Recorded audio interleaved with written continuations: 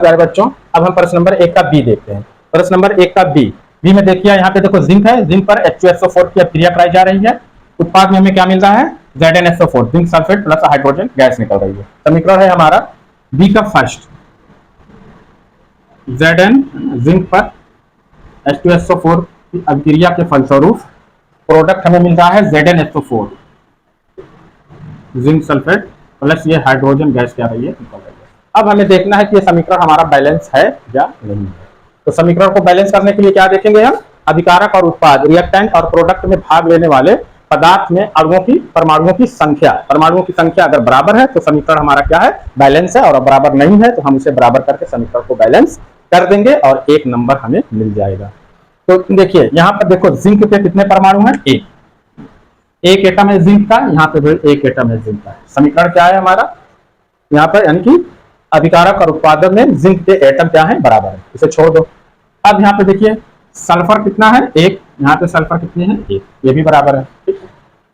और यहाँ पे देखो, अब ऑक्सीजन यहाँ पे कितना है? 4। यहाँ पे ऑक्सीजन कितना है? 4, ये भी बराबर है।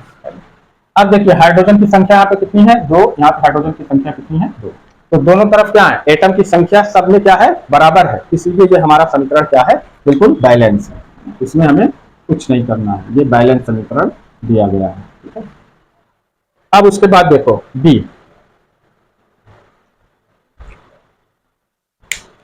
है कि अमोनियम क्लोराइड की उष्मीय वियोजन की अभिक्रिया तथा बनने वाले पदार्थों का नाम लिखिए। अब देखिए अमोनियम क्लोराइड, सेकंड वाला अमोनियम क्लोराइड क्या होता है? देखो NH4Cl, इसका हमें क्या करना है? उष्मीय वियोजन करना है, ठीक है। उष्मीय वियोजन करेंगे तो हमें क्या मिलता है? Ammonia NH3 plus hydrogen chloride. अब यहाँ पे देखो समीकरण को देखिए, बैलेंस है। नाइट्रोजन 1 नाइट्रोजन 1, ठीक है। क्लोरीन 1 क्लोरीन 1, ठीक है। हाइड्रोजन की संख्या कितनी है? 4। हाइड्रोजन संख्या 3 और 1 4। समीकरण क्या है? ये बैलेंस है। अब इसका नाम लिखना है। तो नाम क्या है? ये देखो क्या है? ये अमोनियम क्लोराइड है।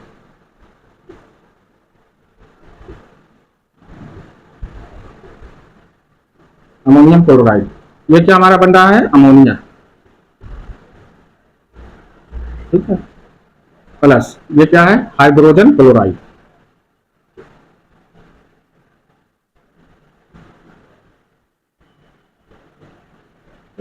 बस यही करना था। तो 2 नंबर बी वाला और 2 नंबर ए का, 4 नंबर आपको मिल जाएगा इस तरीके से अगर आपने इक्वेशन को हल कर लिया, ठीक है। खंड बा का प्रश्न नंबर 2। प्रश्न नंबर 2 भी वही है कि निम्नलिखित समीकरणों को संतुलित कीजिए।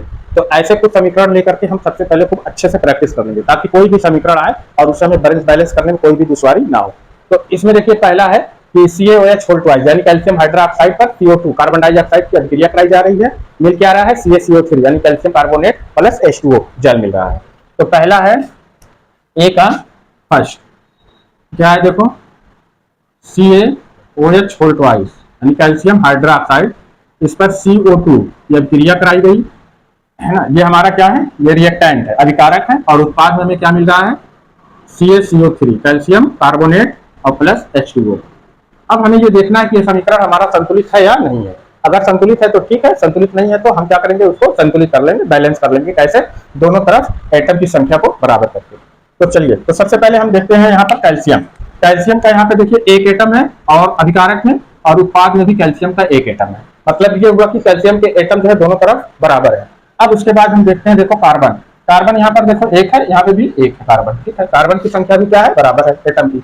अब उसके बाद हम देखते हैं ऑक्सीजन। ऑक्सीजन यहाँ पे कितना? देखो 2 ऑक्सीजन यहाँ है और 2 ऑक्सीजन यहाँ है, यानी कि ऑक्सीजन के एटम कितने हैं अभिकारक में? 4। अब इसमें देखते हैं ऑक्सीजन यहाँ पे कितना है? 3 और यहाँ पर 1, तो 3 1 4, यानी कि 4 ऑक्सीजन हमारे उत्पाद में भी मिल रहे हैं। तो ऑक्सीजन के एटम भी क्या है? बराबर है। अब उसके बाद हम देखते हैं हाइड्रोजन। हाइड्रोजन यहाँ पे कितने हैं? हाइड्रोजन के 2 एटम है, यहाँ पर भी हाइड्रोजन के 2 एटम है, यानी कि हाइड्रोजन की संख्या भी क्या है? बराबर है। इसलिए हमारा समीकरण क्या होगा? ये बैलेंस समीकरण होगा, ठीक है। इसमें कुछ करना ही है, समीकरण बैलेंस था। अब उसके बाद सेकंड है,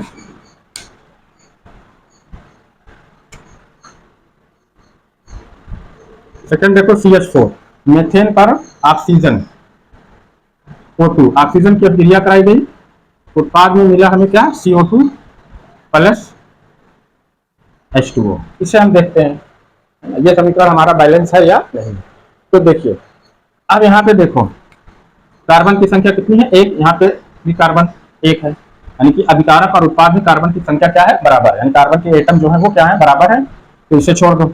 अब उसके बाद देखो ऑक्सीजन यहाँ पे कितना है, 2, है ना, यहाँ पे ऑक्सीजन कितना है, 2, और एक यहाँ पे कितना हो गया, 3, है ना, तो ऑक्सीजन की संख्या क्या है, बराबर नहीं है, तो इसलिए हम सबसे पहले क्या करेंगे, ऑक्सीजन को बराबर करेंगे। यहाँ पे देखो कितना है, 2 और 1 कितना है, 3 ऑक्सीजन, है ना, और यहाँ पे कितना है, 2 ही ऑक्सीजन है, तो हमें ऑक्सीजन को क्या करना है, बराबर करना है।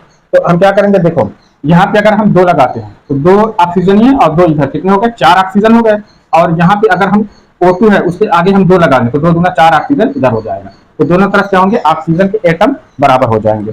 तो चलिए देखो ये क्या है हमारा CH4 प्लस, यहाँ पे हम लिख दिया 2O2, 2 दूना 4 ऑक्सीजन, उसके बाद इधर डालिए। अब ये देखो CO2 प्लस, यहाँ पे हम लिख देते हैं 2H2O। अब यहाँ पे देखो 4 ऑक्सीजन इधर हो गए और 2 दूना 4 इधर ऑक्सीजन, इधर देखते हैं 2 ये ऑक्सीजन, CO2 में ऑक्सीजन की संख्या कितनी है, 2, और 2 H2O में, है ना, तो 2 कितना हो गया, 4 ऑक्सीजन, यानी कि अभिकारक और उत्पाद में ऑक्सीजन की संख्या क्या है बेटा, बराबर है। अब उसके बाद हम देखते हैं हाइड्रोजन, हाइड्रोजन की संख्या यहाँ पे कितनी है, 4, यहाँ पे H4 4 ऑक्सीजन है, यहाँ पे देखो 2 दूना 4 ऑक्सीजन इधर भी है, यानी कि दोनों तरफ क्या है, अभिकारक और उत्पाद में एटम की संख्या बराबर हो रही है, इसलिए हमारा समीकरण ये क्या होगा, ये बैलेंस समीकरण होगा, संतुलित समीकरण। इस तरीके से हम समीकरण को संतुलित करके एक नंबर इसमें एक नंबर इसमें, 2 नंबर आपको फ्री में मिल जाता है।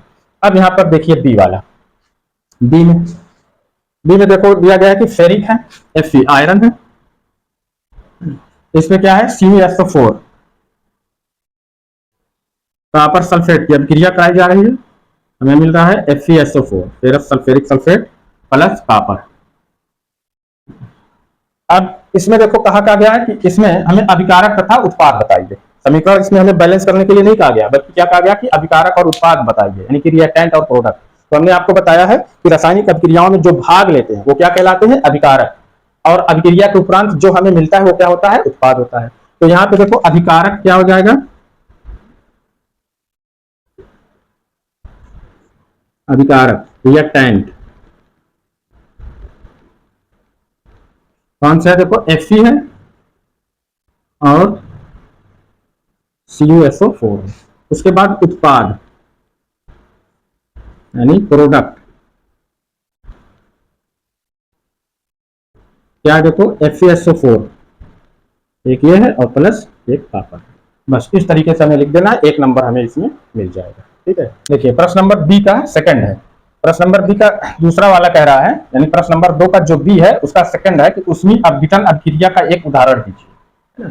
ऐसा उदाहरण देना है, एक ऐसी अभिक्रिया लिखनी है हमें कि जिसका उष्मीय अपघटन हो रहा है, यानी कि उष्मा देने पर वो अभिक्रिया अपघटित हो जा रही है, यानी कि अपने परमाणुओं में टूट जा रही है, अणुओं में। अब यहाँ पर देखिए, अब उष्मीय अपघटन की अभिक्रिया है, बहुत सी अभिक्रियाएं हैं जिनका उष्मीय अपघटन होता है। तो जैसे हम यहाँ पर ले रहे हैं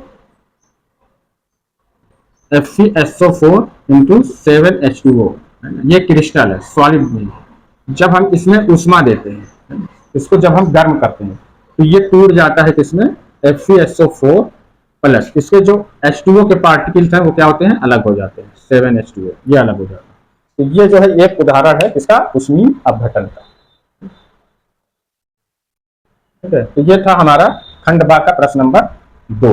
तो आज हमने जो हमारा क्वेश्चन बैंक है उसके 2 क्वेश्चन, प्रश्न नंबर 1 और प्रश्न नंबर 2 को समझ चुके हैं। अब अगली वीडियो में हम प्रश्न नंबर 3 से शुरू करेंगे, और यदि आप चैनल पे नए हैं तो चैनल को सब्सक्राइब कर लें और अपने दोस्तों के साथ ज्यादा से ज्यादा शेयर करें। मिलते हैं नेक्स्ट वीडियो।